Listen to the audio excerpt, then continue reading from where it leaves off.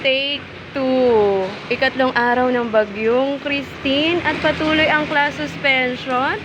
Mula doon, ilang kanto, election.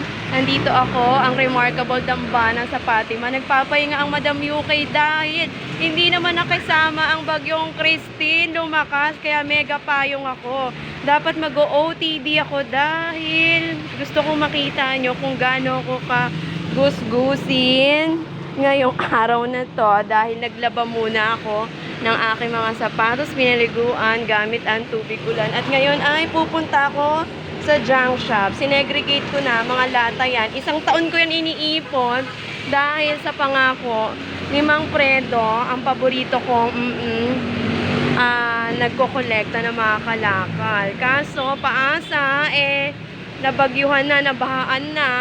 Sayang naman yung paulit-ulit kong pag-aayos. Kaya naglakas loob na ako na ngayon ay pupunta sa junk shop para hindi sayang ang class suspension, productive.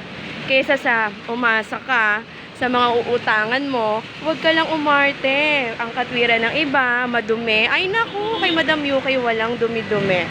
Ang mahalaga, nakuha mo yan base sa pinagpaguran sa junk shop. Isang kanto pa, mula rito isa pa. Nagpahinga ako dahil lumakas ang ulan, bakali pa rin ang payong ko. Gaya ng sinabi ko, kakibat ng maarte ay ang kahirapan. Walang arte-arte si Madam UK pagdating po sa pagkakakitaan. Alalahanin mo ha, yung mga nagpautang sa'yo dapat mong bayaran dahil hindi mo rin alam, isinakripisyo nila ang pansarili nilang pagkakagastusan. May pautang lang sa'yo. Kaya alam mo, gaya ng mga lagi kong ibinabahagi, mabigat po ang swerte kapag hindi ka marunong magbayad. Kaya bakit kailangan mo pang umasa sa mga uutangan kung meron ka namang alternatibong pagkakakitaan? So ako ay pupunta sa junk shop.